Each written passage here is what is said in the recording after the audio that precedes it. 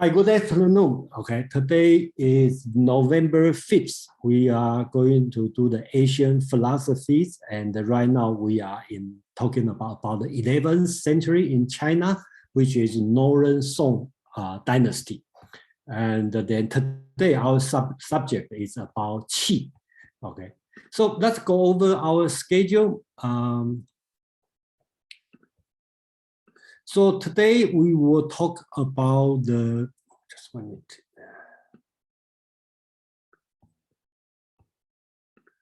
That's today's subject. Okay, the Zhang Zai. Okay, the main person we are going to talk about, but probably most of people not heard about him.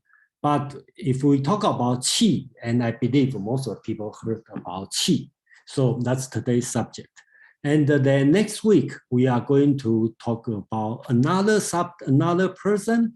His name is Chen Hao. Okay, they are all in the same time. They know each other, and they see each other. They discuss, they debate. So that's the situation. So today we talk about Zhang Zai, and then next week we talk about Chen Hao, and he is talking. Zhang Zai is focused on Qi, and Chen Hao is focused on the mind.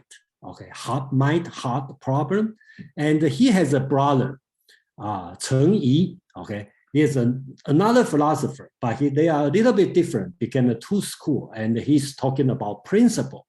That would be the future so-called Neo-Confucianism. Okay, that's Cheng Yi. So we were going to deal with a lot of people during the same time. And then November 19 and 26, we are going to off for 2 weeks to celebrate Thanksgiving. Okay, and December 3rd, SK is coming back. He traveled around the world and coming back to continue his project talking about Hinduism. And he's going to talk about free will in Hinduism. And December 10th, I'm going to continue on the Neo-Confucianism and follow the book from Feng Youlan, A Short History of Chinese Philosophy. So that's our schedule, briefly our schedule. And then the reason I talk about Qi, focus more on Qi today. If you see the assigned reading, it's very short. It's only have a few pages, probably only 3 pages.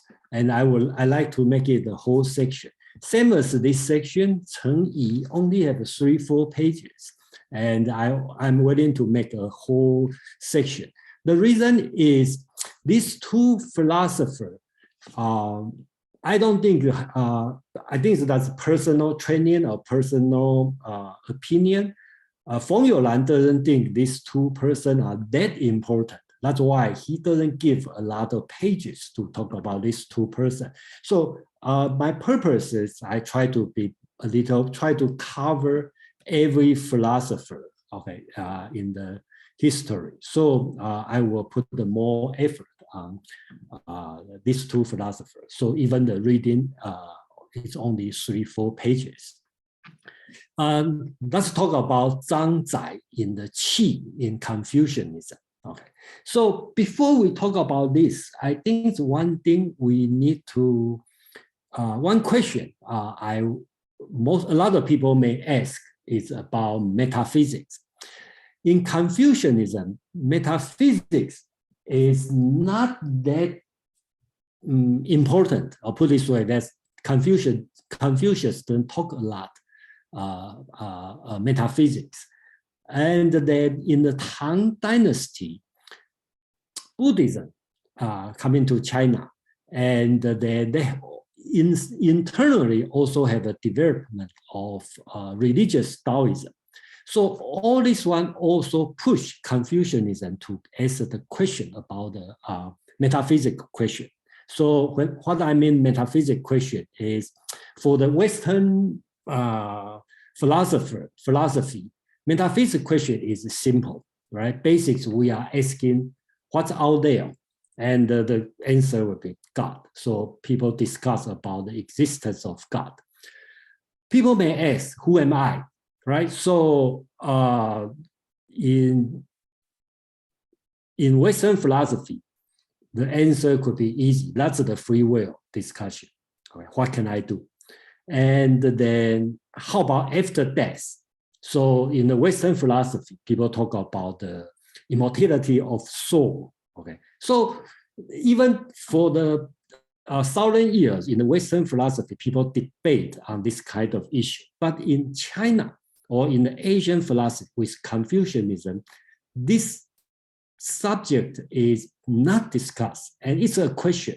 Okay, so this question has been answered by Buddhism or religious Taoism, but Confucianism has no answer.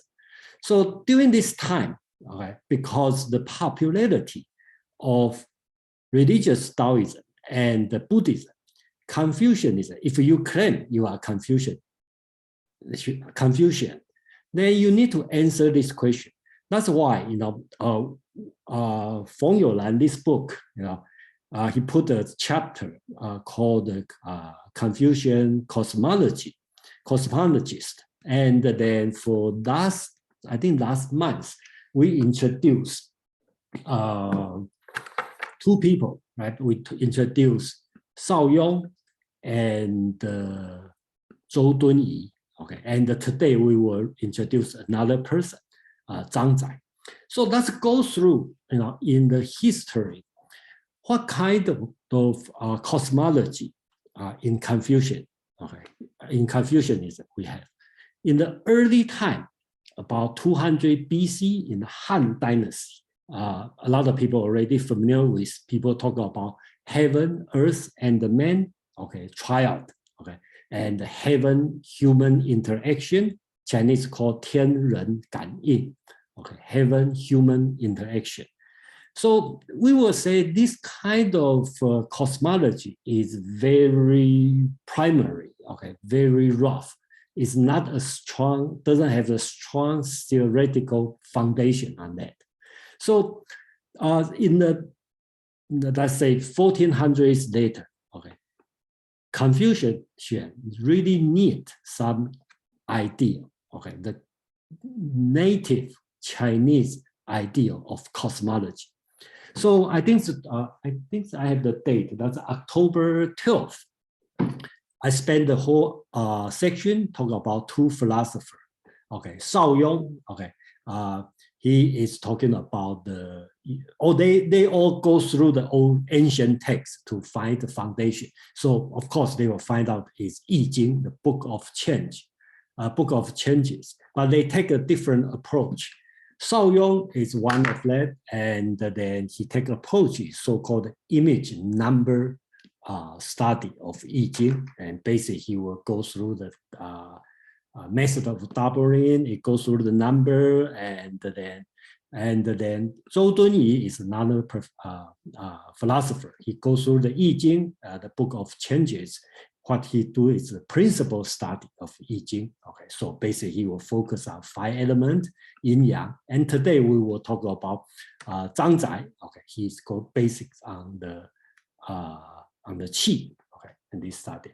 So here I think we already talked about this. I just to provide some information for you to just remind you about what we have before. In the Han Dynasty, we are talking about 200 BC. Okay, the idea about the triad, heaven, earth, and the man, basically talking about man both in his physiological and the mental aspect. It's a replica or duplicate of heaven.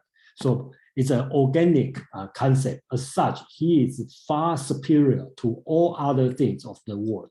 Man, heaven, and earth are the origin of all things. Heaven gives them birth, earth gives them new nourishment, and the man gives them perfection.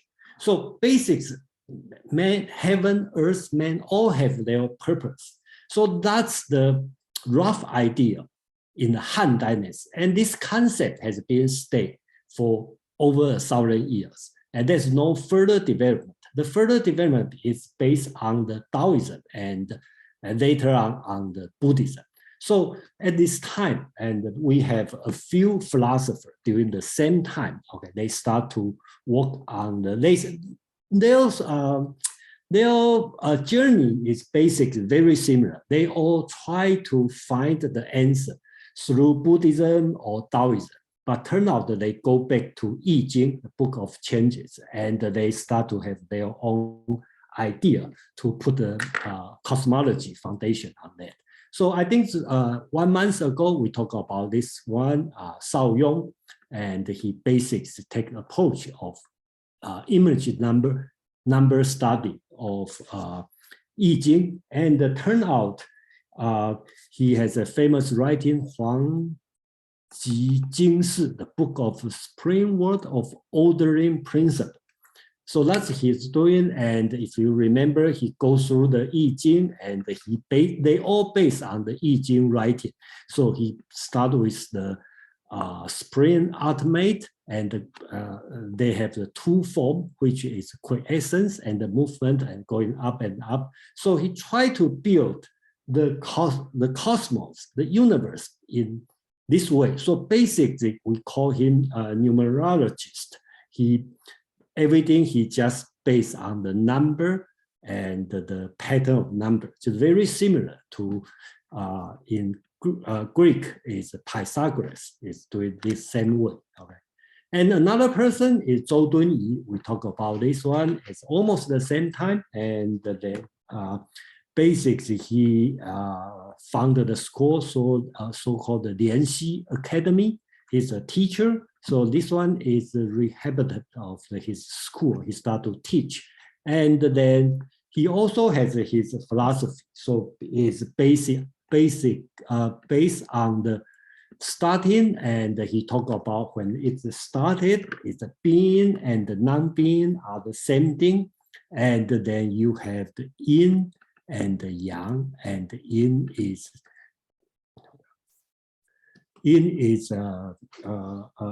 quiescence, and the yang is movement. And with 5 elements, and then you start to produce male, female, and then you have the heaven and the earth.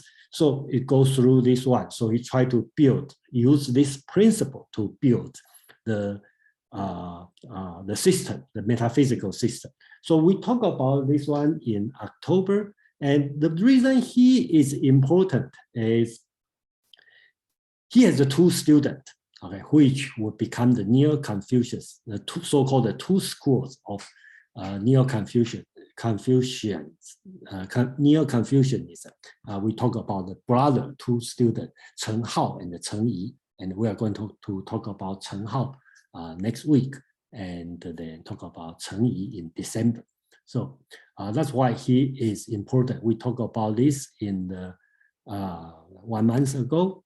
And so just so far I just give a quick review on the what we have. Okay, so basically we talk about Han Dynasty. Okay, the heaven-human interaction.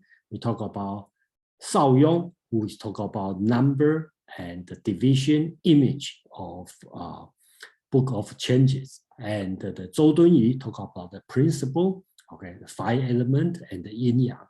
And today we're going to focus on Zhang Zai, who is talking about Qi. Okay, so we consider now is the just beginning of the review, what we have before.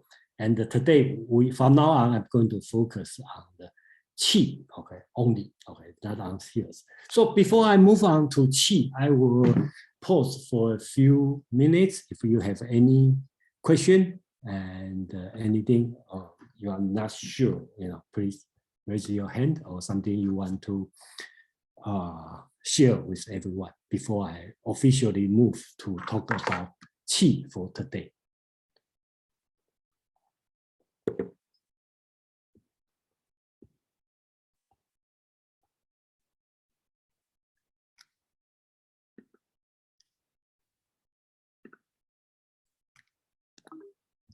So no one have a question. So everybody fine for so far. So let's talk about Qi.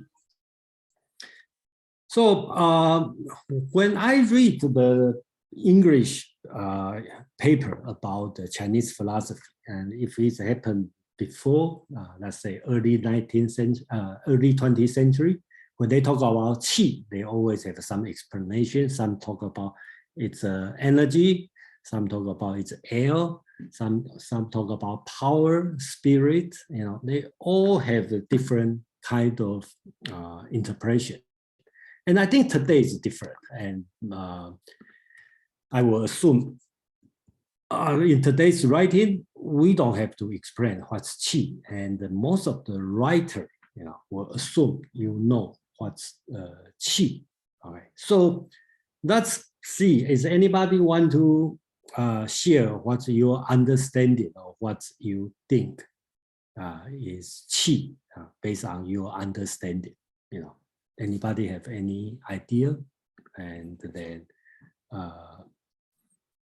anyone want to share what you understand? If I ask you to explain what is qi, is anyone have any idea to explain based on your experience?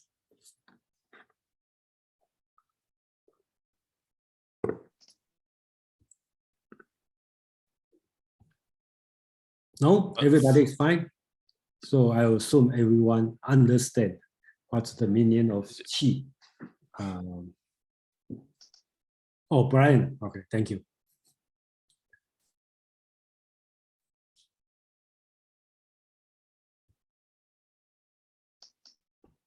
Brian? Oh, I needed to find the right button. Okay. Okay, I just thought I'd say that it's the life force that keeps everything in balance.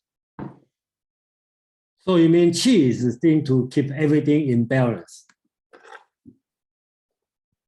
Yeah, although it can swing from side to side, it keeps things over time, keeps things in balance.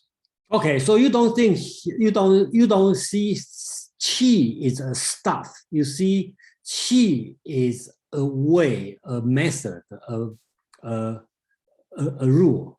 Is that what you mean? I would say it's a force or an energy. Okay, so you will keep everything in balance. It's Over time, yes. Over time, it's okay. Thank you. I think Joe, you have yeah. It's I was just going to say it's the process of perpetual change. So it's the yin and the yang. Perpetual change. Okay. Yeah, I mean,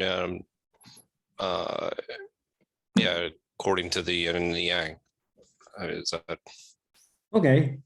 I'm a little bit surprised because I don't see this way. So, okay, so we will see. Yeah, that'd be great. You know, I'm glad that you guys share. Handy.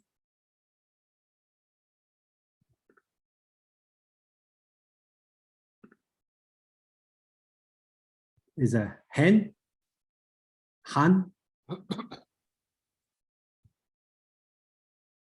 Are you muted? Okay, I will wait. Let's go to Mandarin first, then. Mandarin, please. Let's see. Well, for qi, I would go with something that is like energy, that circulates like breath, but is not exactly breath, or circulates like air, but is not air. So it's sort of like more of an essence of Tao that we contain within us, and then we can work with it and use it in exercise, in martial arts. We can nourish it with food. We can replenish it, but it is a kind of a universal circulating essence in a way. Okay, so you see that's a stuff or it's a energy? Or well, I think that as we experience it, it's energy. Excuse me, but so as we experience it, it's energy. We could call it essence in Western terms, but in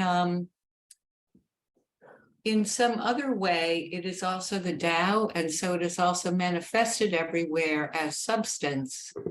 It's just that we are best off working with it as a something like a life force, but it can be expressed in many ways, like the sound of wind blowing through the rocks. It can be seen as the movement of rustling reeds. So we can compare the qi in ourselves to the qi in other aspects of nature.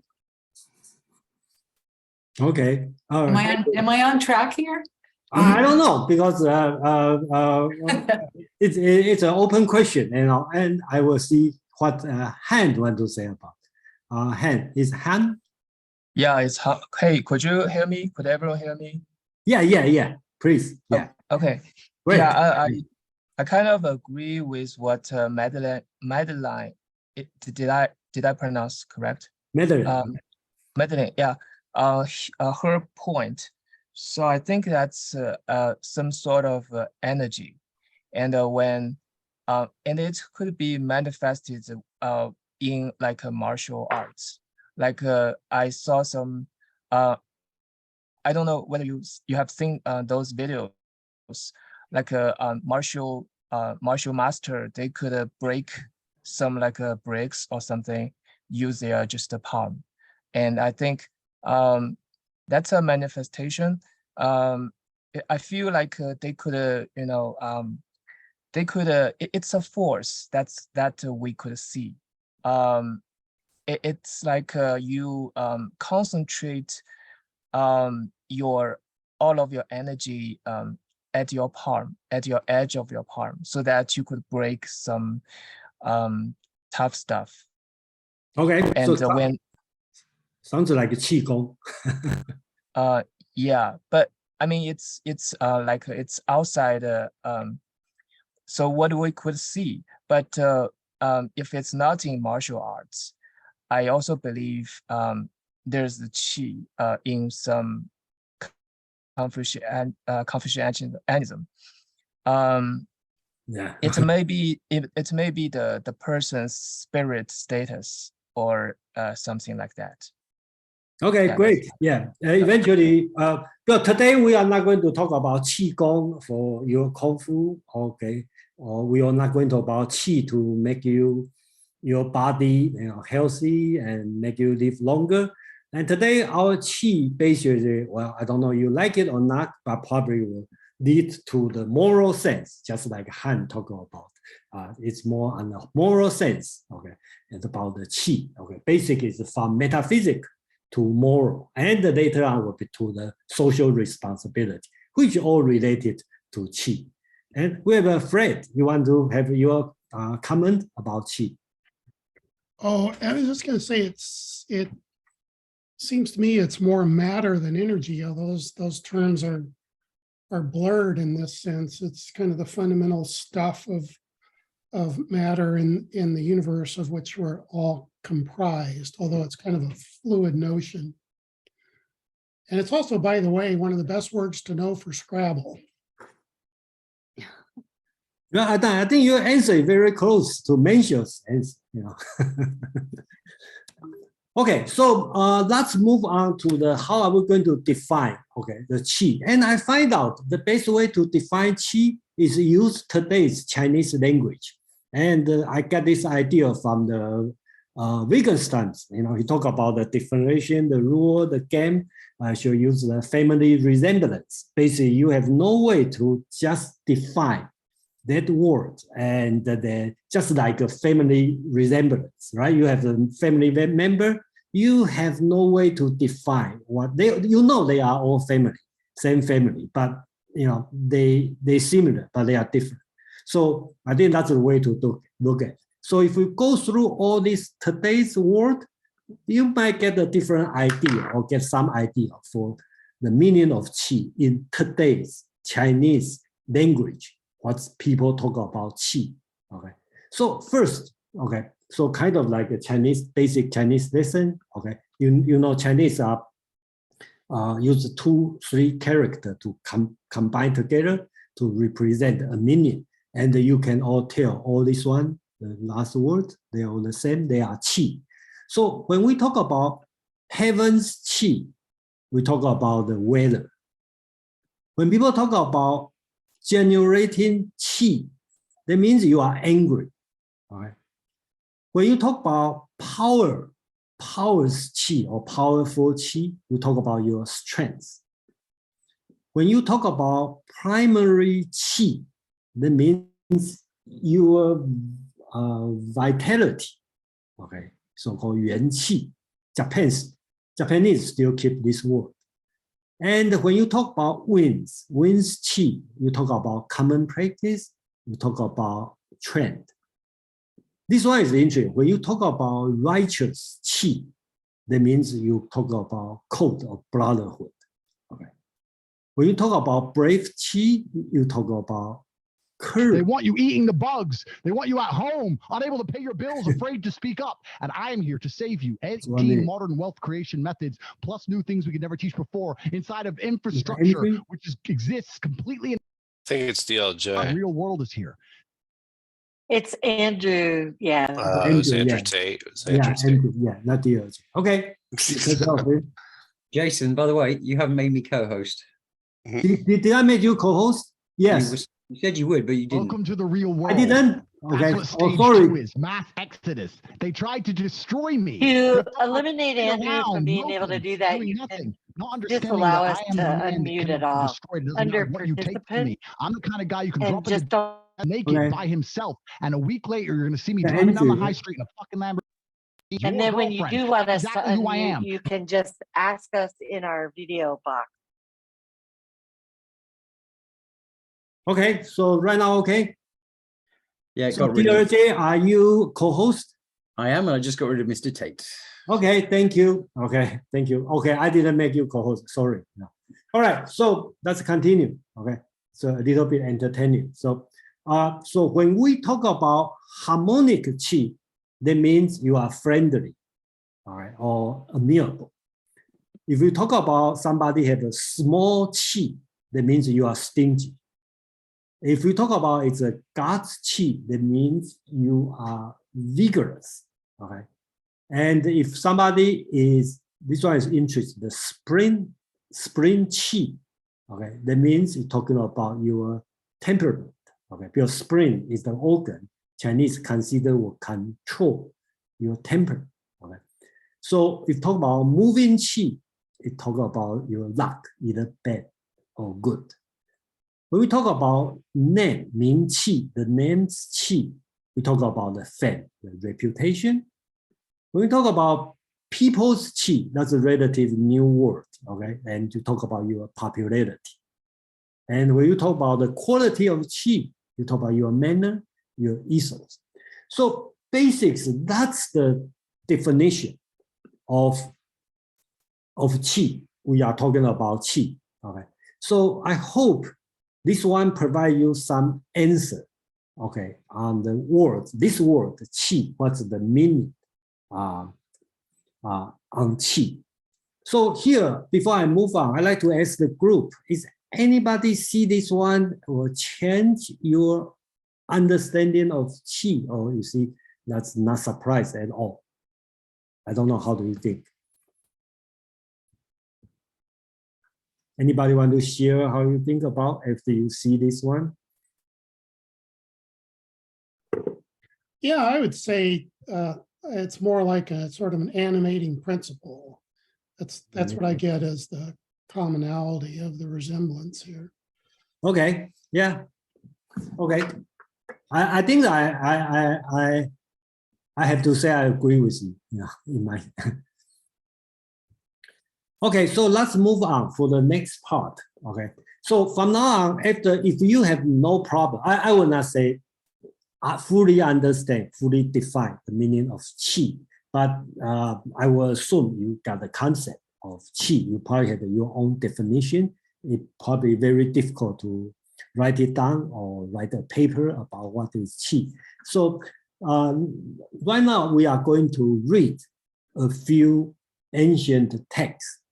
So see how when I say ancient, that means around Confucius' time, before and after, and including Confucius. How do they see Qi, okay, in their world?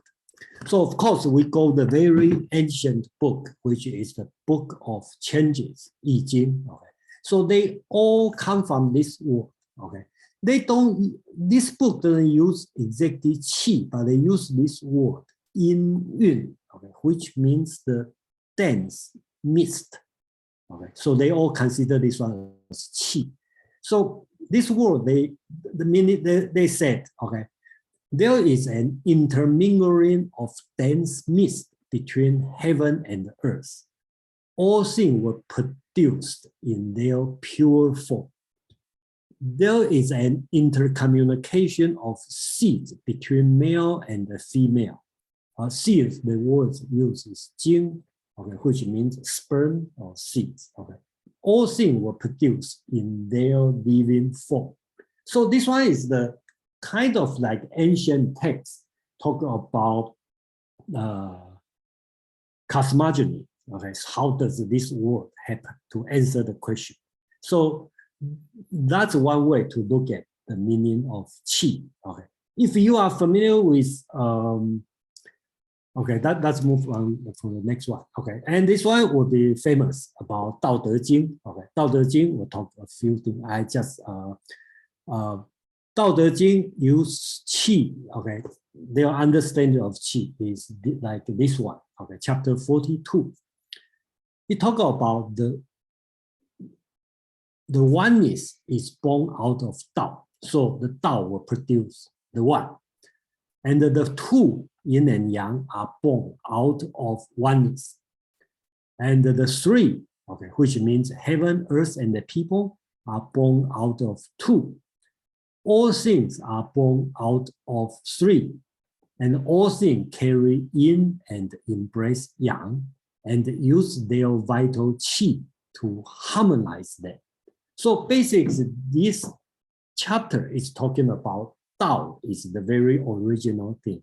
And then you will produce oneness. And the oneness will produce yin and the yang, which is two. And will produce three, which is heaven, earth, and the people. And from there, everything, all things, 10,000 things will come out from the heaven, earth, and the human. And then basics, this word, okay, will use Qi to harmonize them. So I think someone talked about at the beginning, it's a DOJ, or someone talked about Qi is the one to balance everything. I think that's what in this one talk about. Qi is to harmonize everything. So that's Dao De Jing chapter 42 is talking about. If you go to chapter 10, basics talk about nothing is undone. So this one, I don't have to read, I'm not going to read all of this one, but basics, it talks about, can you hold your soul and the spirit as one without separating them? Can you focus your qi and be supple like a newborn baby? Can you cleanse and introspect yourself without flaw? Can you take care of people and govern your state with wu wei? Can you open up? So let's give you 5 different, 1, 2, 3, 4, 5, 6 different lessons. Okay, the moral lesson. I like to focus on this one. So here, instead of like previous one, like this one, you talk about qi is in the universe, okay, and to harmonize everything. Here, the Dao De Jing is talking about focus your qi. So he asks you to focus your qi, will be like a newborn baby. So the assumption is qi also run inside your body, harmonize your body. And when you were a newborn baby, your qi are focused. And when you get older and older, your qi got loose up. So that's the concept of Dao De Jing in the Taoism teaching. They think about qi also in this way. And this one also interesting, chapter 55, okay. I just need to talk about the last part. Basically talk about knowing what harmonious is to follow the unchanging law, okay. Knowing the unchanging law is to be enlightened. nourishing life is to show a good omen. Directing qi by the heart mind is to gain strength. Okay, so very similar to the previous one. Here, Dao De Jing is talking about you not only focus your qi like a newborn baby, it's talking about you can direct your qi. You can use mind or heart mind, the Chinese concept of mind, mind heart or heart mind, to direct your qi. So you can focus your qi, direct your qi, and you will gain strength. So there's the two things going on. One, qi is in the universe. Okay, you will harmonize everything. In I Ching, qi is talking about can produce everything, and then is origin of universe. Okay, in I Ching, but in Dao De Jing, Lao Tzu is talking about qi can harmonize. Okay, the entire world, and also run in the human body. You can use your mind to gain strength, to focus, to make you strong, or being better. Okay, that's the teaching about this qi in Dao De Jing. Then we can go to Confucius. Okay, book 16. Okay, Confucius also talk about qi. Okay, and he's talking about. I'm going to read. Master said, the Junzi, for the person who doesn't know, Junzi is Confucius' the role model. Okay, the moral agent, moral model. Okay, your life goal is to become a Junzi. So the master said, the Junzi has 3 cautions. Okay, you have to be cautious on 3 things. When he is young, his blood and the qi. Okay, here we talk about the blood and the qi are not yet settled. He is cautious about sex.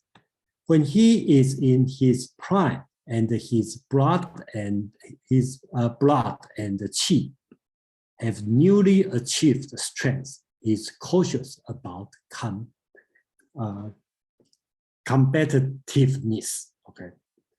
When he is old, his blood and the qi are declining. He is cautious about acquisitiveness. Okay, so Confucius doesn't add new meaning to the qi, but he takes qi as a medical term, right? You have the blood and the qi, so kind of like a breath in your body. You have the blood, you have the qi, very similar to the concept in ancient Roman, right? Galen talk about humor, right? You have the fluid humor, okay?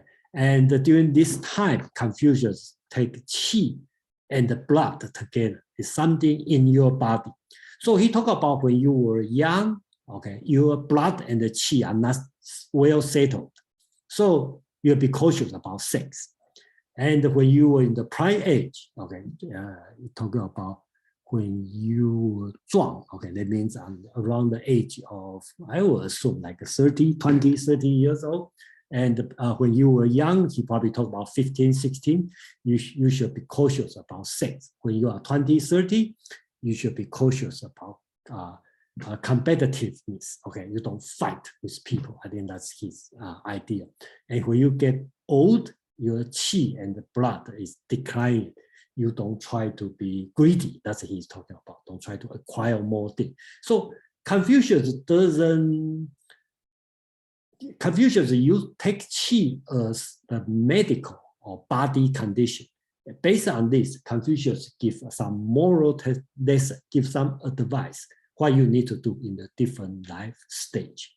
That's in the Confucius Analects.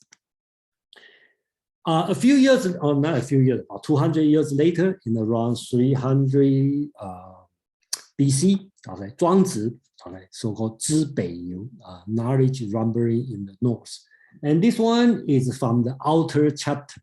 So we are not sure it's really written by Zhuang Zi, the Taoist, another Taoist professor, philosopher. We are not very sure. But this writing is also interesting. It talks about qi.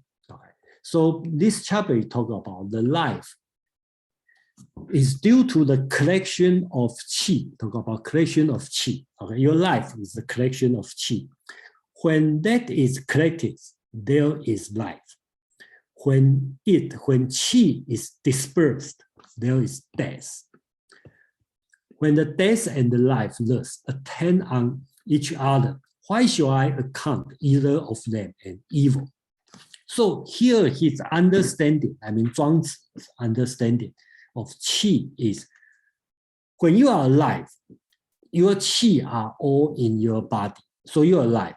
When you die, the qi will disperse, it's out. So I think this explanation answers one question, right? When the person between life and death, the body all looks the same. But one moment ago, he's alive. One moment ago, this person is dead. Okay. So in Western, we will say his soul. Okay. His soul left his body. Okay. One soul left the body. So he died. Okay. The body is still the same. And then in Zhuangzi's idea, this one also not, his understanding is the qi is being collected, okay, inside the body. That's why this person is alive. And when he died, the body looks exactly the same, but the qi has been dispersed. Okay, so he's talking about, that's why we consider life is good and death is bad. Then his teachings here, since he is Taoism philosopher, his teaching will be different. Therefore, all things are one. Life is accounted good because it's wonderful, and the death is accounted bad because it is rotten. Okay? But the rotten can be transformed into the wonderful, and the wonderful can be transformed into the rotten. Hence, there is one qi in the world under the heaven, and therefore, sages appreciate one. So here's the teaching here is Zhuangzi as a Taoism philosopher. His teaching will be, what's the difference, right? Your qi is in your body when you are alive. When you are dead, your qi just outside, just leave your body. So there's nothing good or bad. So, so he considered the life-death is not much difference because it's only move around of the qi. So to this point, okay, we are talking about is the qi in the ancient text, okay, how ancient Chinese deal with qi. And that's the foundation. The Song in the 11th century, Zhang Zai is going to deal with qi, in the base. So I will pause for a few minutes if you have any question before I move on to Mencius. If you have a question or any comment about qi during this time.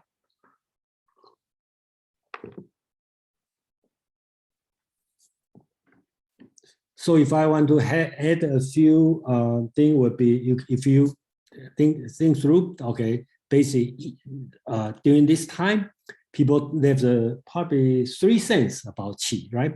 One is talking about the originality, okay, of the universe, so qi.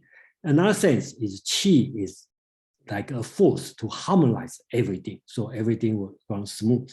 Or you talk about the medical term of qi, that's inside your body. Okay, when you were young, your qi is not settled. When you're strong, okay, your qi is strong. When you get older, your qi is declining. Or in the Zhuangzi point of view, if you are alive, qi is holding, collected in your body. And when you die, your qi just disperses. Okay, so that's the concept of qi. Okay, so if no more question, then we will move on to the important concept of Mencius. Okay, so Mencius is the person who start to give different idea of qi, and which become very important in the Song dynasty in the Neo-Confucius movement. So a lot of people, when you are familiar with Confucius today, in my opinion, and Mencius is not that important until Song dynasty. So that means from Confucius time or from Mencius time, which is about 300 BC, up to the 10th century, Mencius is not that important. Because this period of time, Confucianism is important, but Mencius' idea of Confucianism is not being focused.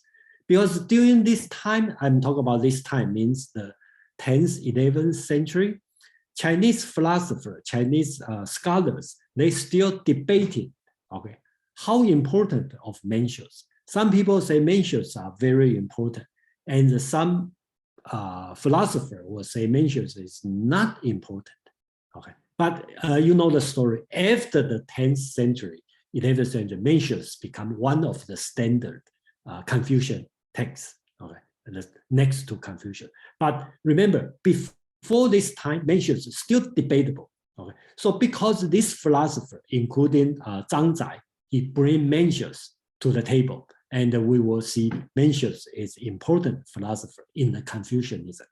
So here we're talking about how Mencius deals with Qi. So Mencius is the one who gives the Qi some moral sense.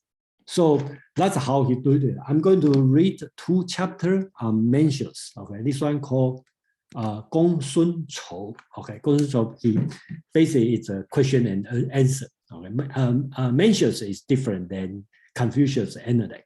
Confucius Analect usually is Confucius monologue.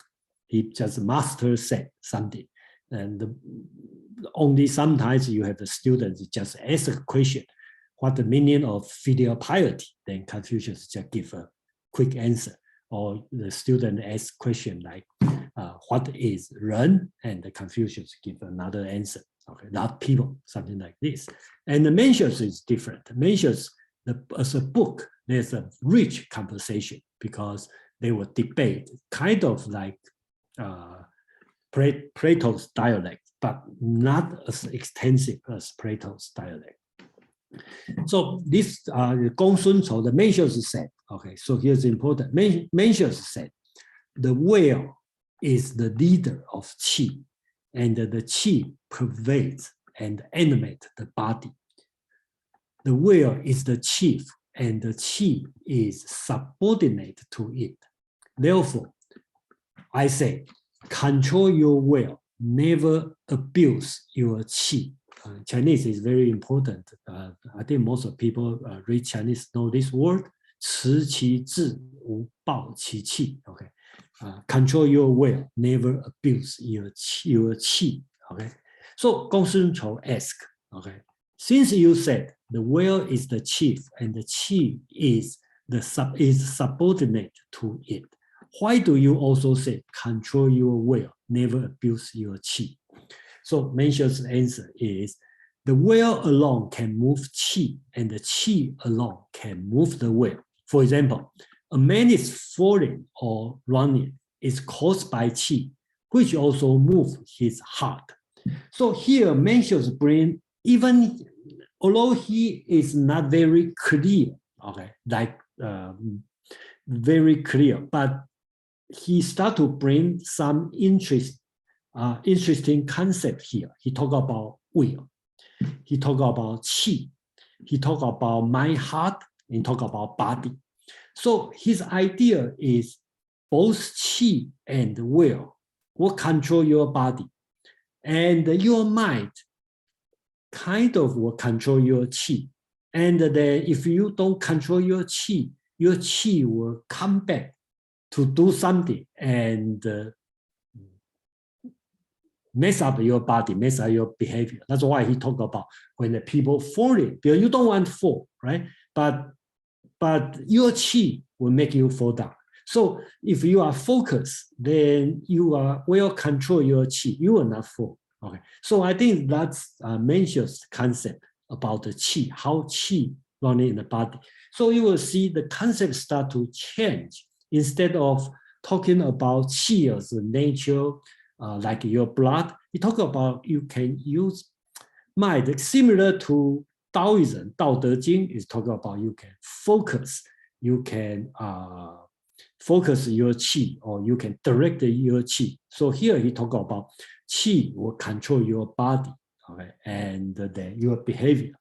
So next one is even more important and become very important. That's also in this same conversation, Gong Sun Chou. another person. He asked, where in you, my master, surpass others? Okay, so Gongsun asks what you are good at. Okay, since Mencius keep talking about a lot of things. So Mencius' answer is, I understand words. That means he can read people's mind. Okay, so we are not going to discuss this part today, but I'm talking about the second part.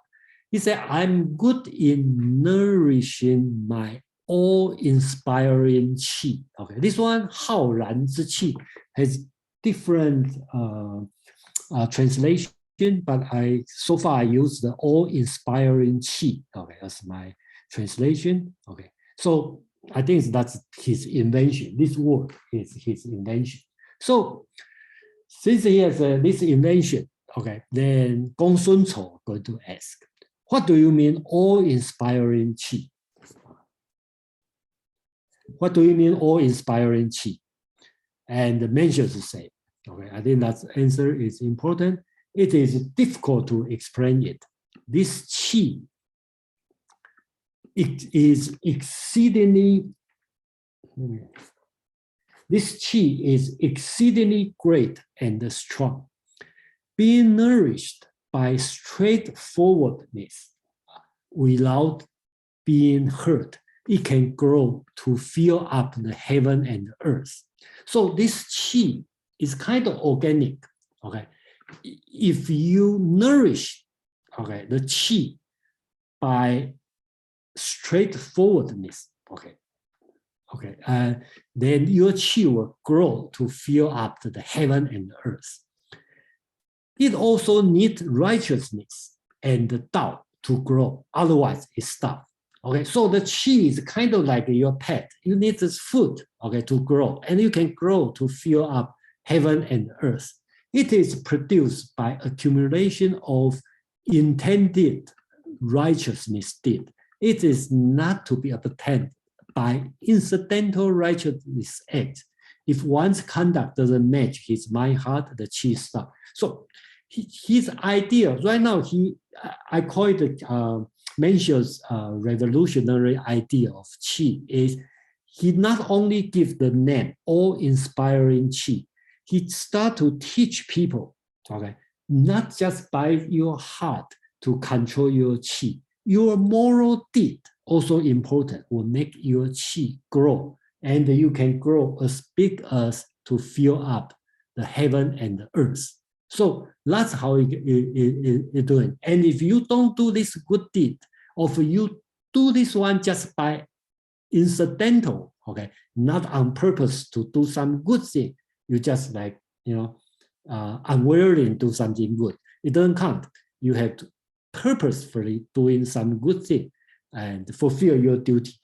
He used the word straightforwardness, righteousness, and the Tao. Then qi will grow to fill up the heaven and the earth. So that's his concept about qi in the Mencius. And that's why Mencius become important in Zhang Zai or in the Neo-Confucius movement, because they are going to use qi for their philosophy. So here we're done with the ancient time qi. Okay, before we move to the next section, we will talk about Zhang Zai, today's person, and then I will pause for a few seconds, for a few minutes, if you have any question or any comment. So Jason, in the chat, Chris has put, I'm not sure if Chris wants to say it out loud, but I'm going to read it for him. You can decide whether to answer. He's put this, there is a distinction between Qi/life force versus soul/spirit regarding humans, no? And also Brian put an exclamation mark in the chat. So I think that's the code for wanting to ask a question. Okay, okay, just 1 minute. Okay, so I'm sorry, if you need to ask question, please don't just type chat, because I have no time to read the chat. Okay, so Jason, this is Chris. So you don't have to answer it because I see what you're doing. You're just going through a historical context of the qi. That's right. Yeah. You can answer this question at the end, because it will get to it. I think it will get to it eventually. Yes. You can go ahead. Okay. I was barbecuing, so like I didn't follow the text. It's fine. Okay. You can answer that question later. All right. Thank you. Okay. Okay. That's one thing I saw some Chinese from Ben to everyone. Okay, Ben mentioned about the Bei Song Wu Zi. Okay, the 5 master or 5 Confucius master. Okay, that's the Zhang Zai, Zhou Dunyi, Shao Yong, Cheng Yi, Chen Hao. That's the project I try to finish. Okay, by the end of this year. We already talked about Shao Yong and Zhou Dunyi. Okay, we talk about they deal with number of the number and the image of book of I Ching, and another deal with the principle. Okay, and today Zhang Zai deals with Qi. That's 3 people.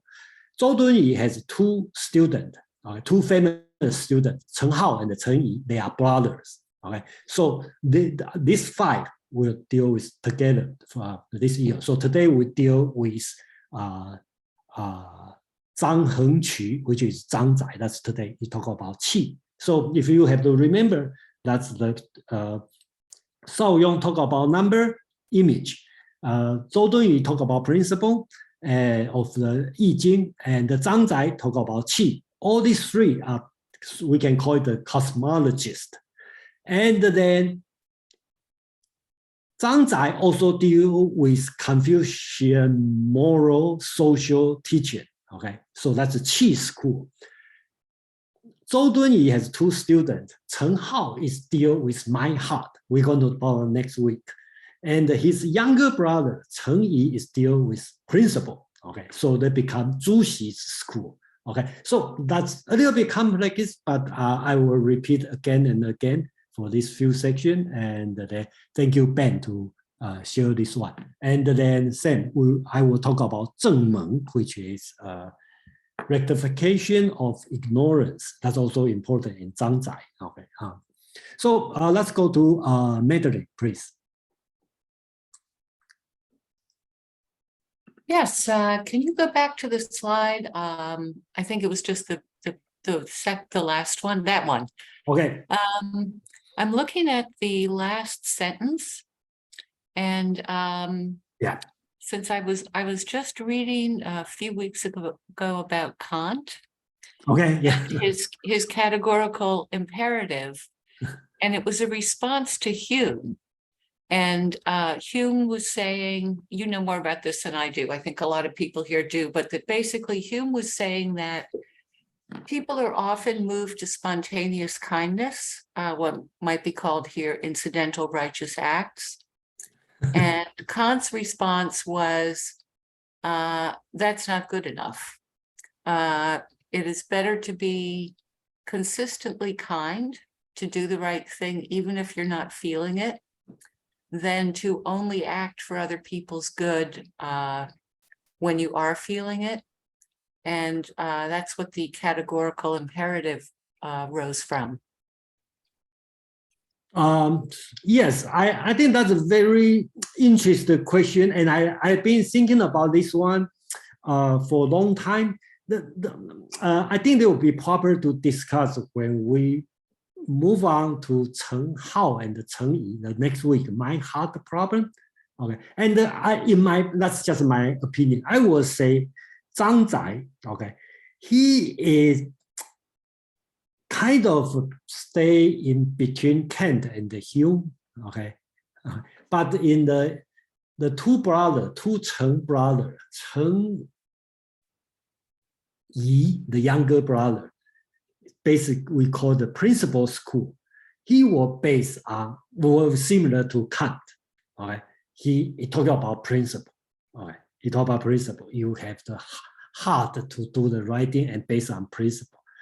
And then Chen Hao, we are going to introduce next week. He talked about mind heart.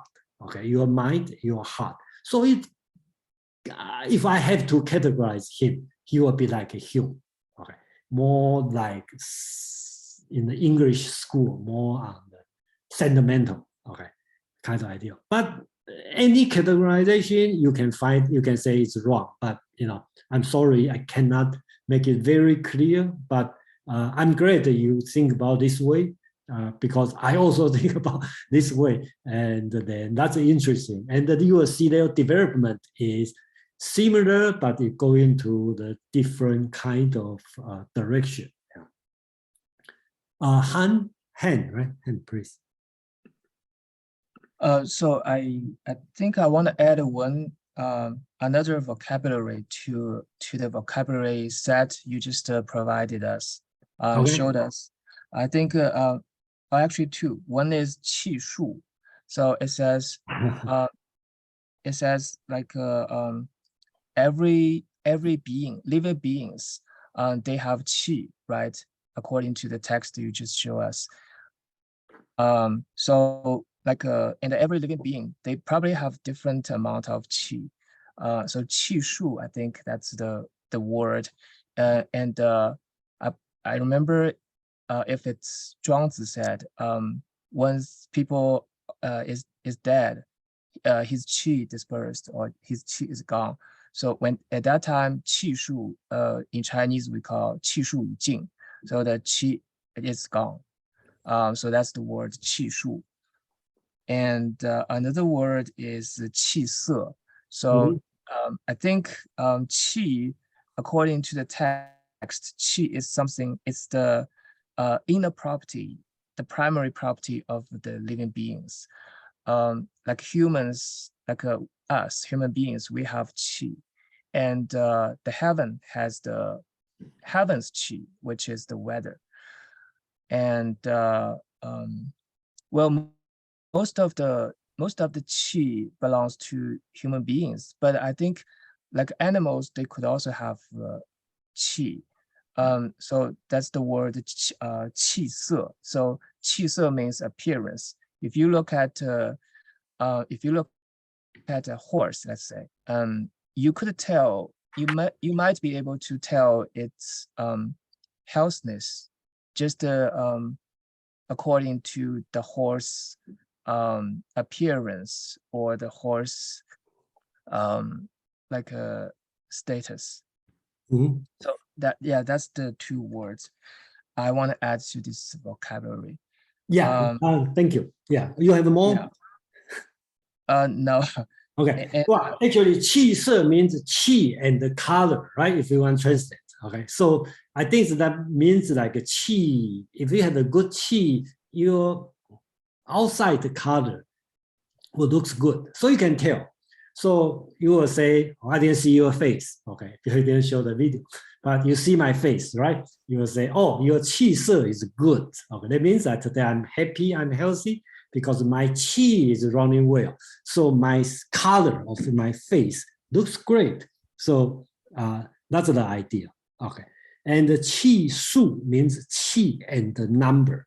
Okay. So I think that means your luck, your fortune, right? So if your life is dead, your qi and your number are gone. Okay. So that means you are over. So so any other comment or any question before I move on to Zhang? Brian had put a question in 52 Living Ideas group. When you put an exclamation mark in the chat, that usually means there's a question.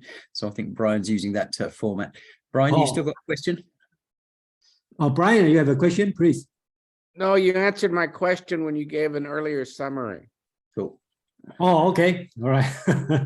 Don't use question mark. Here's not 52 Living Ideas. So I don't see the question mark. So well, anyway, thank you, everyone. And then a great contribution. And then, so before I move on, okay, so let's move on to Zhang Zai. That's today's people we're going to talk about. So two parts we will talk today. First part is talk about the cosmology, which will be similar, what they try to resolve the same problem. What's this universe, right? Okay, the second one is about the moral. Because he has a qi based, so you have the moral. And then what's the influence of his philosophy in the future? So that's the three subjects we are going to talk about this. Okay. So just make it simple. Zhang Zai. Okay, so his father is a magistrate, and his name Heng Qu. Okay, so a lot of time people call him Heng Qu. Chinese don't call people's given name because in order to show respect, you don't call people's given name. So they always got the name, and people call him Heng Qu because that's the town he was raised, and later he taught over there. So people call it Mr. Heng Qu. That's the town. I think today in China, I show the map here in Shanxi. Okay, that's the place he was teaching here, and I think they have some memorial temple over there. So you probably can visit if you have a chance. As a youth, he was interested in the military affair. That's important. Last time we talked about Song dynasty, it's very different because Song, the boundaries only on the small part, only like half of China, and the northern part have during the northern Song, they have the Liao. On the west side, they have the Xixia. Okay, so basically, kind of like always under the foreign threat. Okay, the situation. So when Zhang Zai was young, he's interested in the military affair, and then he went to the important office. Okay, Fan Zhongyan. Okay, who was he wanted to work with him and in the military. But Fan Zhongyan was amazed by Zhang Zai's talent in Confucius text, so he encouraged him to give up the military affairs and then focus on Confucius study. Okay. So after that, he decided to become a scholar. So like most of the Song philosophers, Zhang Zai was initially dissatisfied with Confucius thought and studied Buddhism and Taoism for several years. Eventually, however, he decided the Tao was not to be found in Buddhism or Taoism, and then returned to the Confucian text. So two things happened. One is he gave up his military career or ambition. Secondly, he tried to study Buddhism and Taoism, but he find out it's not good enough, so he go back to Confucius. An important thing is Zhang Zai is one thing is Zhang Zai's argument against Buddhism and Taoism. It become famous, he kind of strongly separate Confucius and Buddhism and Taoism. In 1069, Zhang Zai was recommended to the emperor and give the position in the capital, but not long after he ran into conflict with the prime minister, Wang Anshi. I think next year I will introduce Wang Anshi. He is doing the reform in the Northern Song dynasty. And he's very important because all these scholars, we talk about the five Confucian masters, these five, they all lost their job because Wang Anshi, they are against Wang Anshi's reformation. So they lost their job, they go back to their town and they study. So that's the academic word. But by the way, Wang Anshi is not a bad people. Okay, he's a good person. It's worth it to study him. He has a great philosophy. He is decent person, but for many reasons, political reasons, these five masters is not get along with Wang Anshi. Okay, so a lot of time Wang Anshi has been viewed as a bad person, but actually he is not. Okay, so I think I will find a way to reintroduce him in a different way. You will see the whole structure of the Song dynasty is very interesting because they have the different school, different philosopher. They coexist at the same time. They know each other. They work together. They argue against each other, and then when one in power, they demote others. But they all good person. They all have a great philosophy. And the good thing in Song dynasty is when you have the political rival, you don't kill people. They just demote you. And then they still keep the respect on the person. They just demote you. Okay. So unlike in other time, in Ming dynasty later, or in the Tang or Han dynasty, if you lost in you probably lost your life. Okay. But Song dynasty is different. Just like today's situation, in the election, you lost but you still live a life. You don't lose your life. You just lost your position. Okay. Joe, please. I just have a quick question. I mean, I know that he returned to Confucianism. Yeah. But Buddhism and Taoism both influenced his later works, didn't they, as well? Your question is still influence his work? Well, I would say everybody, the Buddhism and Taoism influence everybody. All right, even you're against the Buddhism or against the Taoism. Okay. Okay, so I have to say this way: even he is against Buddhism. Because Buddhism has something quite strong. Okay, the reason.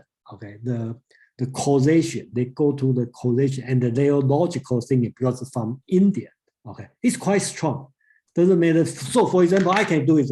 When people talk about all the Confucian scholars talk about heart, everybody can achieve the Buddha, the sagehood. So, yes. Okay, so this one will be, you will say it's against the Buddhism teaching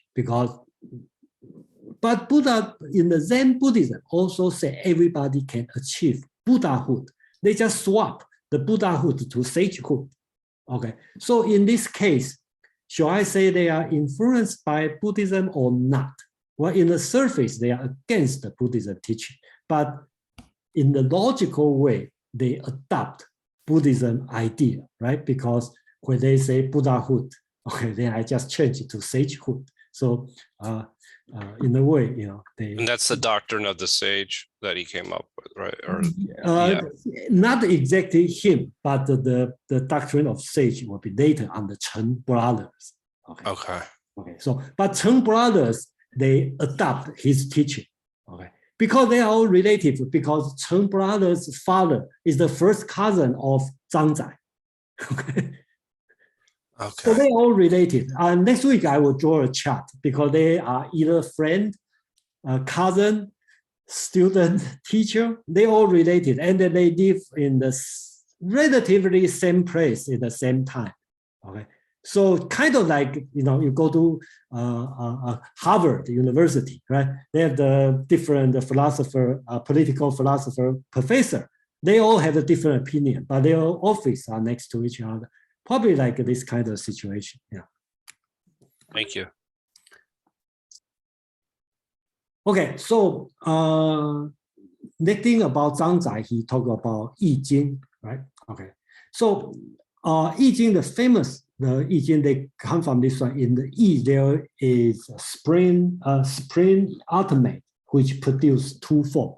So different philosophers have a different opinion, right? Like two forms in Zhou Dunyi will explain as quiescent and movement, right? And then Zhang Zai will explain as yin and yang. Okay, so he talk about great harmony. Okay, 太和 is known as Tao. Okay, by which he the spring up because it's there are interacting quality of floating. Okay, so here you can see from this text, his idea about the qi, okay, is kind of material. So he talked about the quality of floating, sinking, rising, falling, movement, quiescent. Therefore, they are appear in the beginning of eminent force, which agitate one another, overcome or are overcome by one another, contract, expand. So describe the movement of qi, and they talk about great harmony is name for qi. Okay, it's a name for qi. So qi also a great harmony, and then which Zhang Zai described as wandering air. So you can tell from here, Zhang Zai describes qi as more material, more like a moism concept. So that's why I put this. Let me show this one. This will be easier to. Yeah. So I will summarize his writing in this way. First, he is moism. Okay. So everything is the component of qi. So qi is something forever in the process of changing. It's a material, but it's keep changing. There is nothing in the universe cannot be explained in the term of twofold activity of qi. That means qi's activity has yin and the yang. Yin and the yang is not material, but Qi's movement will cause yin and the yang. That's his concept. If you want to match to the, I think if I show next, okay. So second, he's talking about the process, okay. So the perpetual change of Qi is Tao, okay, according to the interaction of yin and yang. So his teaching is like everything in this world, everything is qi, which is material. The qi is moving, okay? Depending on how it moves. If it's quiescent, sinking, or contracting, that's yin. And if it's expanding, if uprising, okay, moving, that's yang. That's why we have the yin and yang. And the Tao is the yin and the yang change. So you will see a little bit different than what the Taoism teaching. Taoism teaching would say Tao is the ultimate process, and they move on. Okay, then they have the yin yang and everything. So he's talking about qi as a base. Then based on their movement, they have yin and the yang, and the principle of yin and yang is Tao.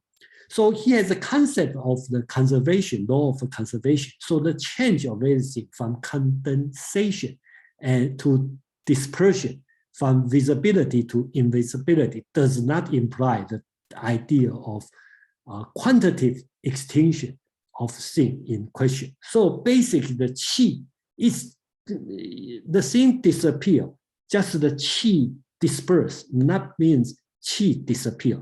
So everything is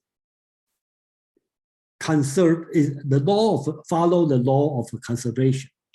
So another thing he talked about is that will be very different from the Western, especially Christian Judaism thinking. There's no first mover, no creator, right? So the perpetual movement of the physical world is not originally caused any outside force, because the qi itself is moving. So it's a self-moves, okay? So, and it's follow the law of conservation. So there's no additional creator. Everything just a recombination. So he states that the cosmos depends on nothing to be its first mover, or for the qi, such as vital and self-moving. So number 5, he talked about the individuality of person. So because we are as a person, we are made of qi, okay? So there's no two person identical, because our components are different, depend on the movement of our qi. So you have a different personality. So here he built his cosmology based on qi in this way. So one thing you can think about is Malaysian philosophy, okay, especially Anaximander, right? So if you think about him, which is he's 1500 older than Zhang Zai.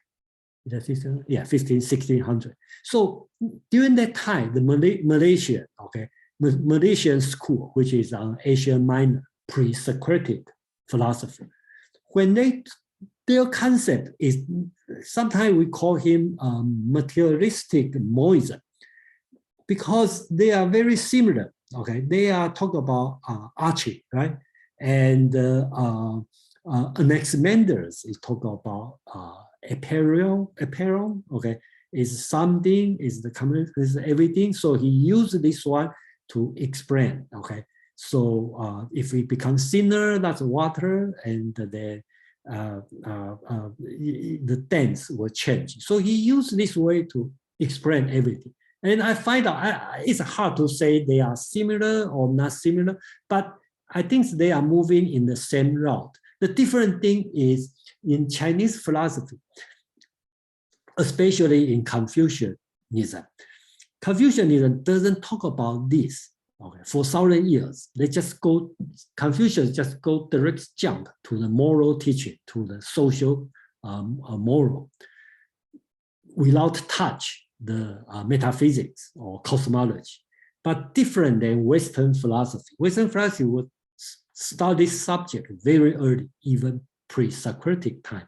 And in Plato, Aristotle, they keep talking about this subject. And later on in the Christian even have more to talk about this one. So basically that's his cosmology on the Qi, okay, or Zhang Zai. And one good question on this is why we need to talk about this, right? I've been thinking about this question for a while. And I think the question is Chinese need to talk about soul.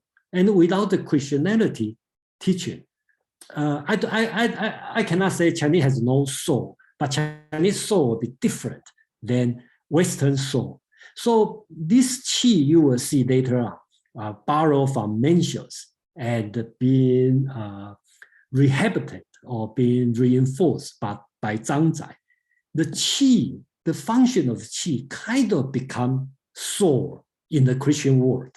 So that's why I want to move to the second topic. We talk about the moral teaching about the Qi when Zhang Zai built the cosmology based on Qi. So that would be the next one. So before I move on, is any question, comment about cosmology of the Qi in Zhang Zai's philosophy? Han, please. Thank you. Could you go back to the last slide? This one? Yeah. Okay. So so number 4. Yeah. It says no first mover, no creator. Yeah. Is that specifically said in Zhang Zai's text, or is that just an inference? Okay, so yeah, this one is my word. Okay, I just have to say. But Zhang Zai do said, okay, the Qi will self-move. Okay, and the self. I think what's his word? He said that the Qi is moved by himself, but he doesn't use the word first mover, creator. No, he didn't use this. This one is a Western word. Okay, thank you for your clarification. Because one thing I really like Confucianism is that it doesn't deny the creator, the God. So that's the thing I like it very much. Could you go back one more slide?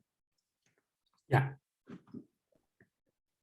I actually like the great harmony is known as the Tao. And we know that Tao creates everything, right? Tao creates 1 and 1 and 2, 3. And the great harmony, it reminds me of the God, the Trinity. I mean, there's no conflict that from my perspective, there's no conflict between Confucianism and Christianity. Yeah, that's the thing I like the best. Okay, thank you. All right, thank you for your share your idea. Thank you. Okay, so let's move to the about moral. Okay, so let me see. Okay, so let's make it. I just make it a summary. Okay, basically he has many terms become important, and I should spend some time to organize his writing. 正门. Okay. It's a lot of writing. Okay, so I didn't read most of them. I only read one chapter. But they have 17 chapters. Okay, so I should spend some time to introduce the text. Okay, so I just summarize his idea and first talk about the human nature is good. Okay, and talking about the forming one body with the universe, and Chinese called 天人合一. Okay, so if you're familiar with the Han Dynasty, talk about heaven-human interaction. So here he talk about forming one body with the universe, with the heaven. So I think in Northern Song's scholar, human become much bigger, right? In Han Dynasty, we feel the heaven and the human. We talk about interaction. Okay, basic heaven still the boss. And here the body and the human are one because of the qi. Okay, if you think through the Mencius, talk about your qi. If you're doing some righteous thing, doing the good thing, your qi will grow to fill up the heaven and earth. And then, so heaven, earth, and the human are no more separate. That's one thing. Okay. Another thing is talking about so-called 大其心, expanding the mind heart or making the mind heart vast. Okay, so this one I talk about moral sense, not talk about cardiology. If you search on the internet, say 大其心, you probably will find the enlarged heart and talk about surgery, medicine. No, it's not this. It talk about your heart, your mind is big. Okay. All people are my siblings. All things are my companions. 民胞物语. So all these four things are very important concept. Okay, in the Song, Northern Song dynasty, and later on become Neo-Confucius. So you will see if you look at it, human nature is good, forming one body with the universe or with the heaven, expanding your mind heart. All people are my siblings, all things are my companions. You talk about environmental, okay? So it become big. People, the scholar become big, not just a small person, okay? So his chief philosophy, the moral, is all material things, living, inanimate, or composed of qi, so that everything has the same essence. Because we all the same. The one essential virtue is 人, okay? 人 that's a Confucian, manifests itself variously in human relation. So 人, this virtue become a relationship because we all based on qi, and 人 become 人, or you want to translate as benevolence or humanity, become the if you are in the Confucius analytic teaching, you will know 人 is the core of virtue. Confucius was teaching, right? So 人 become a relationship between human. We all the same, sibling, companion, heaven, earth. We deal with 人, and then filial piety, 孝, which towards your parent, respect toward your elder sibling, and towards the people less fortunate, more moral. So you need to do the moral cultivation, okay, to fulfill one's duty as a member of society and the universe. So a person is not just a person, because you and my other people are the same kind of people. So moral cultivation become a duty you have to do, become your job as a member of society and a member of this universe.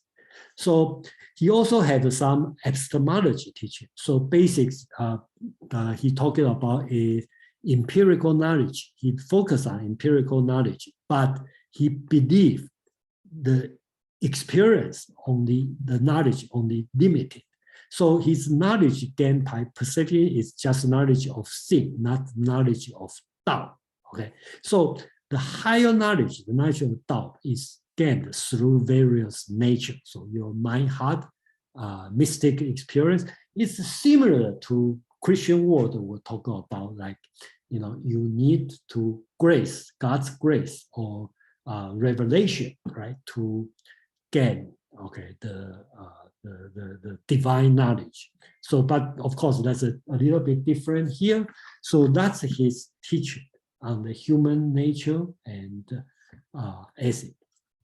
So all this one is in his writing. I think someone, Ben, put in the chat talking about the book he wrote, so-called 正蒙. Okay, so rectification, rectifying ignorance. That's my translation. And I think enlightenment would be the right translation. And why we call it the Meng? Because he based on the book of change, 易经. Okay, remember 易经has 8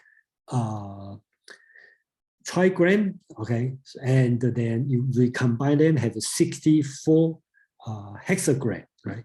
So one hexagram is called Meng, okay.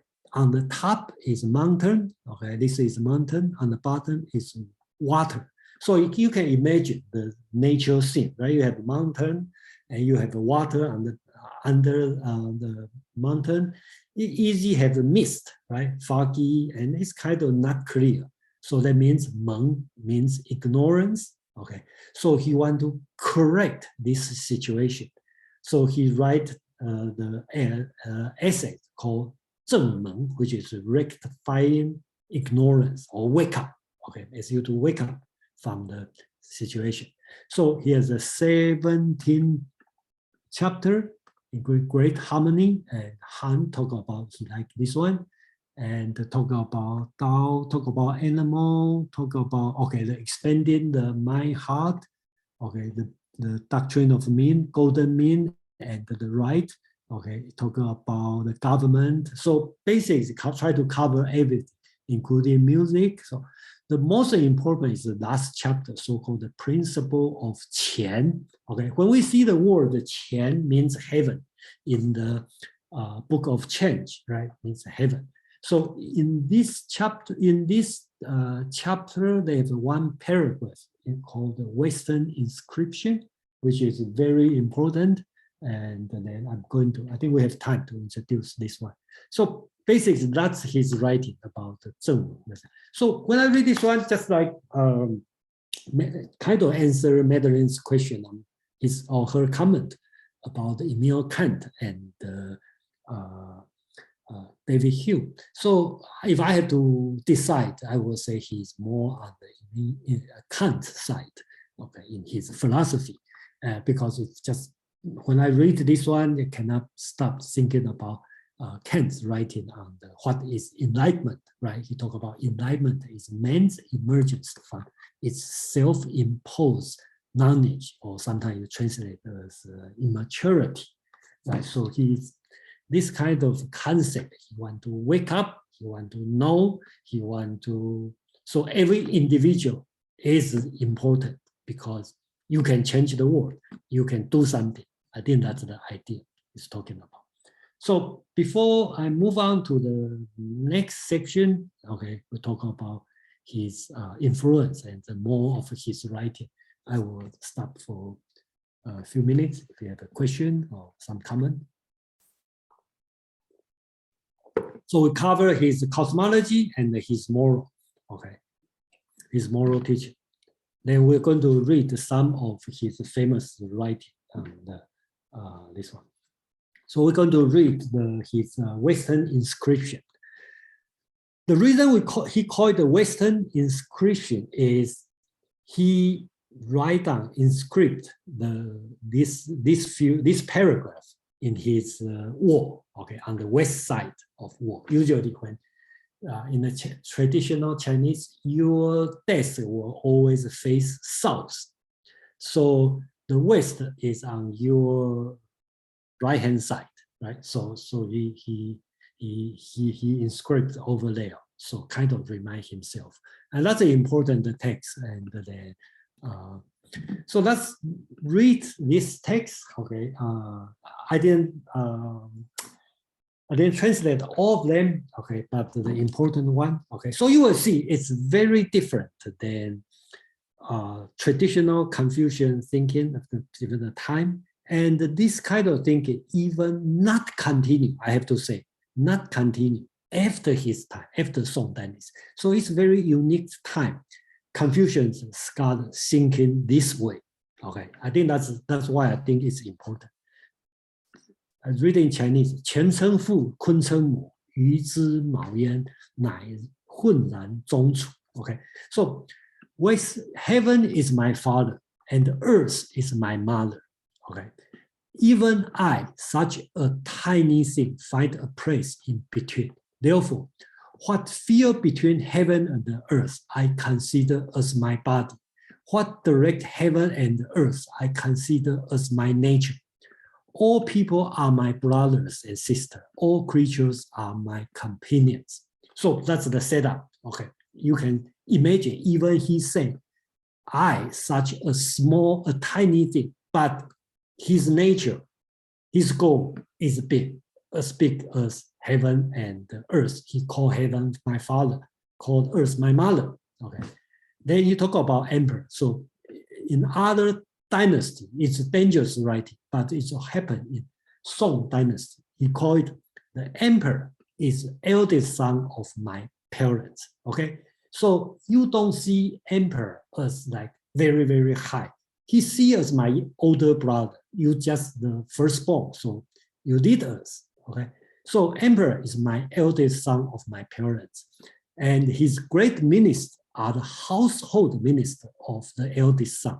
Okay, to respect the elder is the way to respect my elder. To be kind to orphan and weak is the way to be kind to my young. The sage is the one who embodied the virtue of heaven and earth. The worthy man is the one who received the finest form of heaven and earth. All persons under heaven who are tired, crippled, exhausted, sick, brotherless, childless, widow are my siblings who are helpless and have no one else to appeal to. So every Confucian, every scholar, every learned person have this responsibility, right? You treat all the unfortunate one, helpless one as your brother, okay? You need to help them, okay? So the sage, what's the sage? He make a definition. Sage is embodied of the virtue of heaven and earth. And the worthy is the man, the one who received the finest form of heaven and earth. They are just my model. And I can be the sage. I can be the worthy. Unlike Confucius, they say, oh, sage is like, even cannot say it's only happened in a long time. The worthy, you cannot do it. It's 君子 is so no. In his concept, you can be the sage. You can be the worthy. Okay. And then as long as you want to do it, you can be this way. So he continued, okay, to maintain is like to protect the sons. To be happy without anxiety is like to practice pure filial piety. Okay. Deviation from heaven and earth is called perverse virtues. Injury to humanity, which is Zen, is called villainous. Helping evils is lacking capabilities. Only those who resemble heaven and earth can behave themselves in a good deed. Okay, so that's more teaching. Then he goes through the history to example. I have to skip because it's too difficult. Okay, wealth, honor, good fortune, and abundance can enrich our life. Poverty, meanness, grief, and sorrow serve to discipline us. Okay, so he look at your wealth, honor, okay, and good fortune.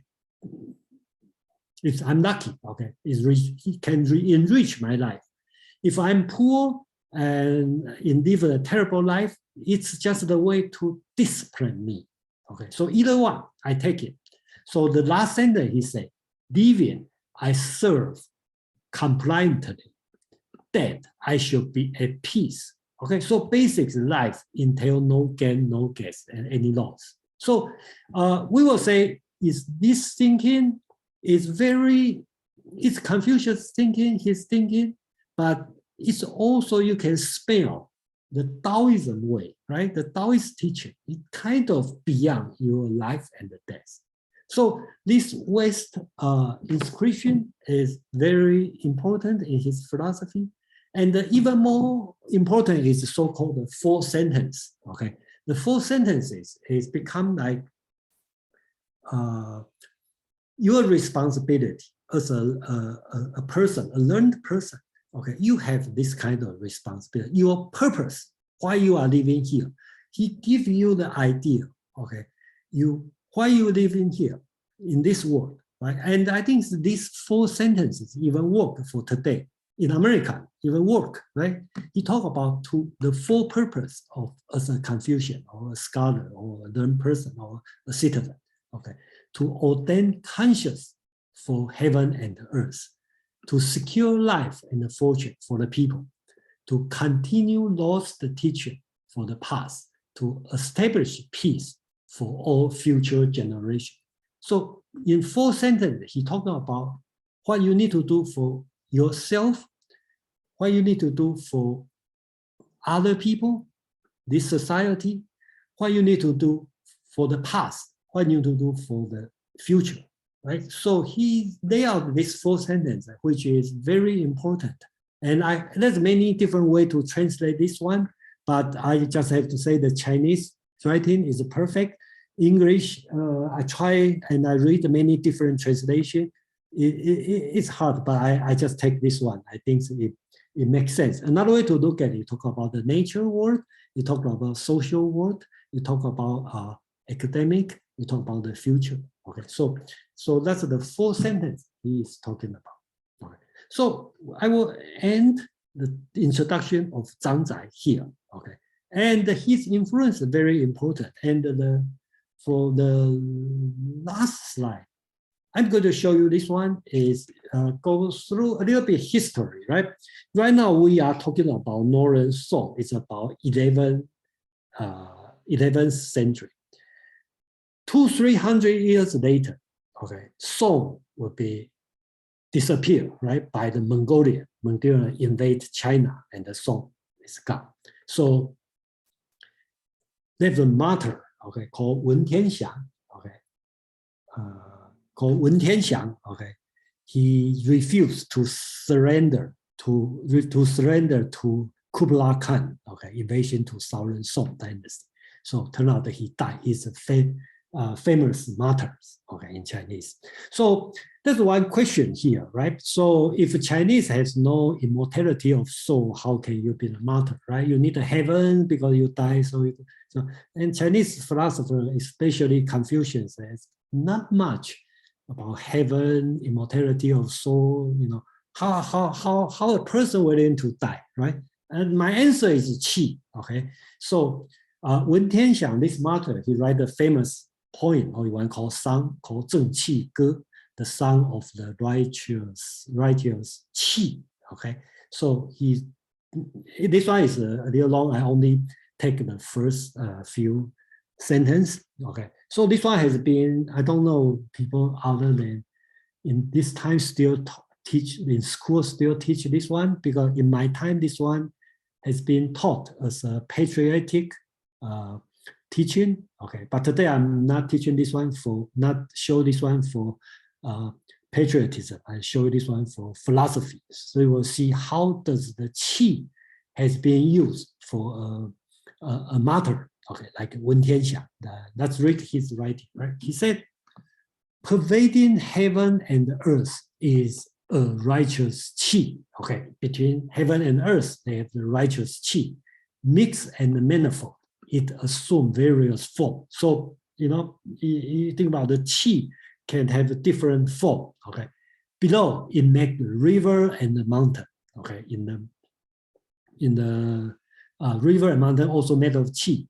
Above it made the sun and the stars. Everything, Qi is everything. Okay, in the world of man, it is what Mencius call awe-inspiring. Okay, that's important because you see the Qi will form the heaven, the earth, the mountain, the star, the sun, and in the human world, the Qi is called awe-inspiring. That's what Mencius called. Surging force to feel all light beneath blue sky, everything for this one. When the great way is tranquil and peaceful, it inspires bright chord with harmony.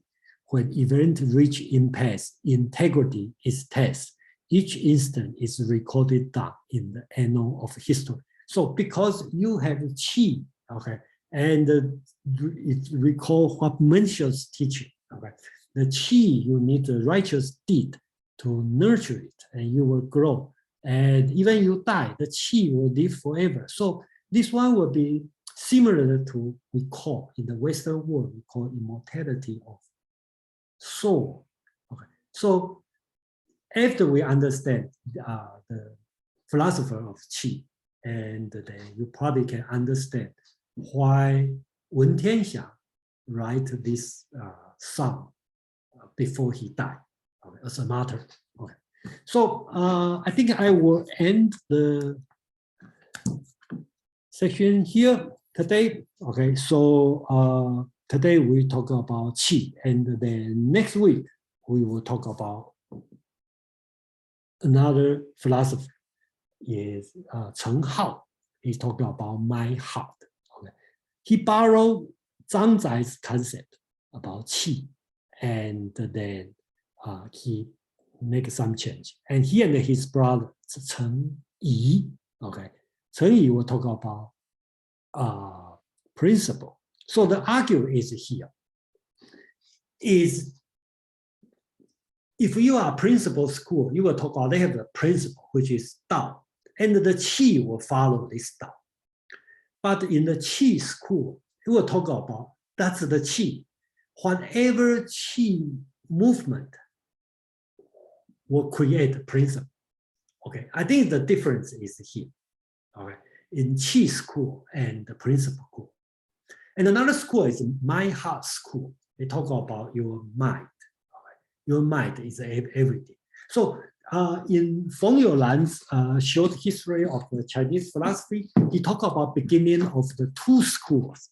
And in my opinion, I think it should be three schools, not two schools, because yes, in two schools is based on the Orthodox Confucianism, because one is inherited by Zhu Xi, okay, another one is inherited by the Ming Dynasty, which is Wang Yangming, that's my heart school. And the Qi school will be used in the later time in the Qing Dynasty, about in the 17th century.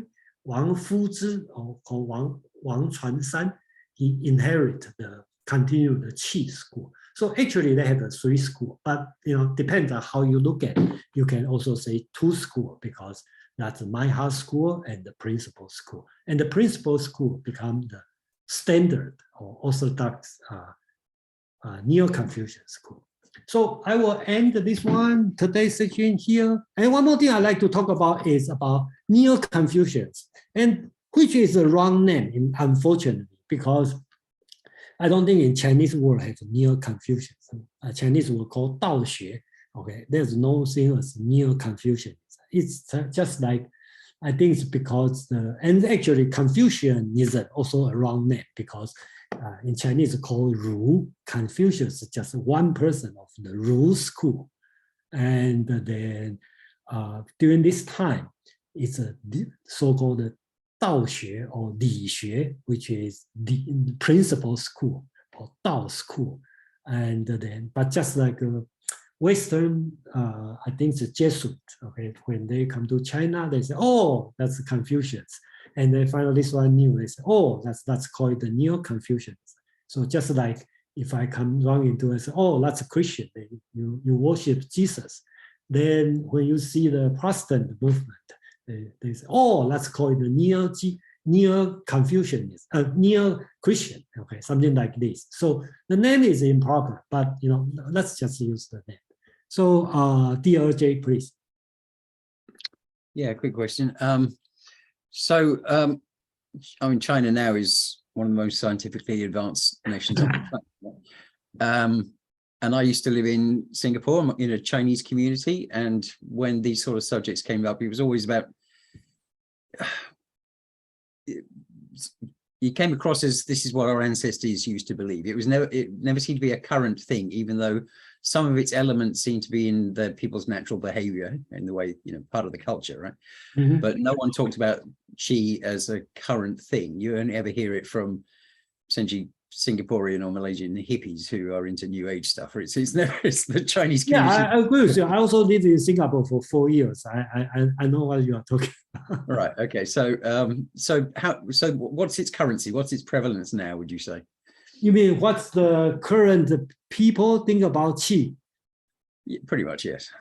Well, I only can speak for myself. Can you speak for 1.4 billion people? Yeah, please. Well, I think the people will be very different depending on who you are, and depending on if you are believe Chinese medicine, your Qi will be different. And some people will do Tai Chi, then they probably will talk about Qi as something moving in your body. And that's why I show on the first slide, right, as talking about the family resemblance, right? Because I think that's the only way we can talk about, because people are very different in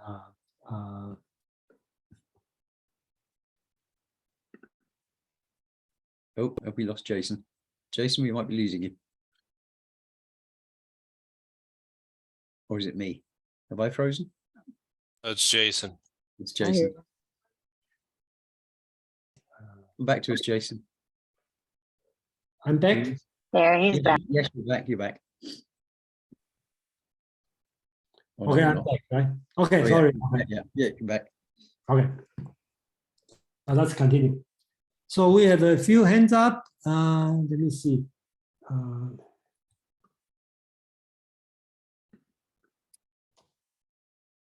So I missed the end of your answer. So you're saying you're non-committal, is that what you're saying? Yeah, because depend on who you are. Can you hear me now? Yes, yes. Okay, okay. So depend on who you are, so it's difficult to answer. How do I think? That's why I put the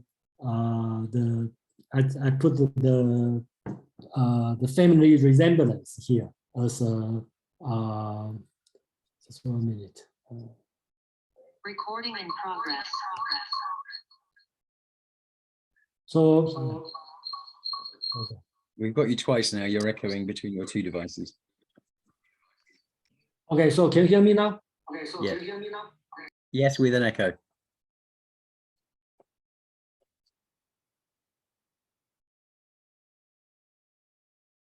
Tell you what, Ben, why don't you ask a question? Jason, we can't hear you now. Okay, this is Ben. I jumped in. I just want to add a few things, add some remarks regarding DLJ. I mean, regarding what you said. From my observation, from the people that I have direct contact with, I mean the people either in mainland China or in Taiwan or even Singapore, because I've been to Singapore as well. And I lived in China for a long time. I was born there, I grew up there. And so from my observation and from my memory, the Chinese philosophy, especially if you come to a specific level, say if you come to the Beisong Wuzi, like Cheng Zhu, Cheng Yi, or Zhang Zai today, explain today, this kind of detailed Chinese philosophy knowledge or ideas, from my impression, is actually not explicit. They are not explicitly implanted into the people's mind. It's not. Maybe they unconsciously received something from the culture, from the social life, or from the school education. But all these stuffs, they are not required in school. They are not, and even in college, in universities, only the people, only the students and the faculty members in university philosophy, Chinese philosophy department, only those people, they are kind of familiar with Zhang Zai, with Cheng Yi, Cheng Hao, this kind of thing. And all the engineering majors, the science majors, the psychology, almost none of my classmates, none of my relatives, none of my teachers, nobody in my social circle knows anything about Zhang Zai.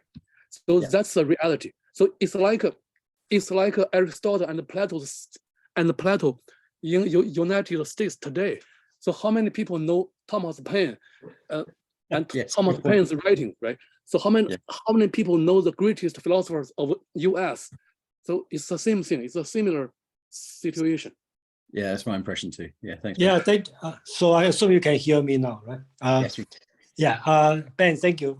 Thank you for your share. Actually, that's very true. Actually, not a lot of, because right now we are, that's why we are here, right? Because we want to learn something. Same as Plato group, you talk about Kant. Well, people heard about Kant, but how many people really read the three critiques? And then even great American philosopher, So we don't read it. Even people not familiar with the Constitution. So I think that's common. Yeah. CK, please. Yeah. Yeah, I'm just wondering whether the philosophy of Qi in so-called Neo-Confucianism has influenced Japan, because there's a greeting in Japan, "O Genki desu ka?" Right? Genki desu. Yeah, that's right. So that's how are you? Something like that. So how is your yuan qi? How is your? Yeah, that's the first Japanese I learned. Yeah. Yeah, exactly. So that I presume is influenced by some of this philosophy unconsciously. When I have to agree with you. And same as Ben talking about, we don't learn this one in school, right? But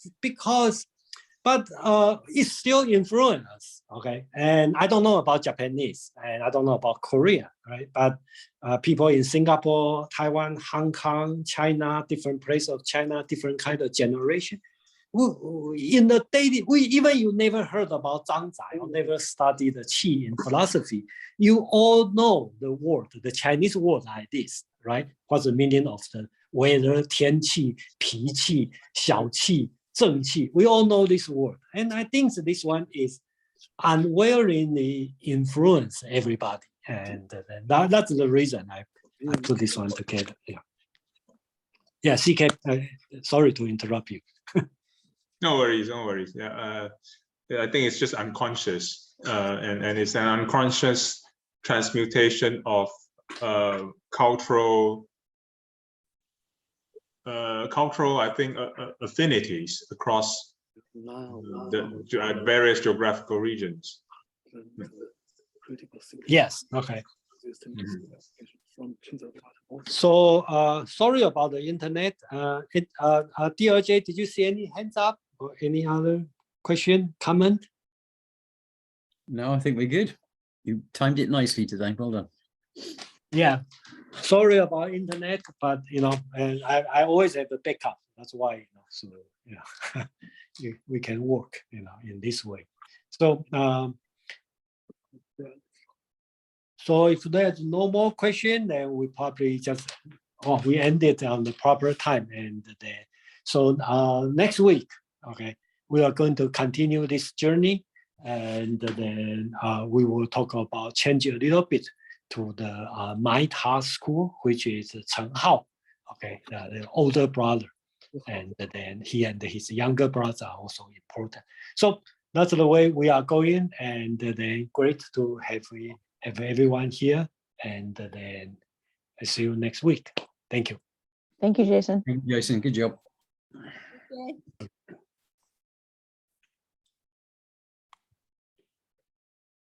Of course, there's an open question as to whether this is dying off is a bad thing or a good thing. Thank you, Jason. What do you mean, good thing, bad thing? Well, in the chat, people are saying that this kind of spiritual thinking is half dead, and I'm thinking, good. Let's have it hold there. I will take neutral sides. You can use it as a good or bad, right? Because, yeah, that's it. I said open question as to whether it's good or bad, right? Yeah, I try to stay in neutral because a good or bad. Don't label it. Just don't label it good or yeah. That's the best way to take it. That's a good idea. Don't label it because don't label it good or bad, and then you're good. Yes. See you guys. Okay, so I have to. So I see you. I'm going to end now. Okay. Bye. All right. See you next week. Well done.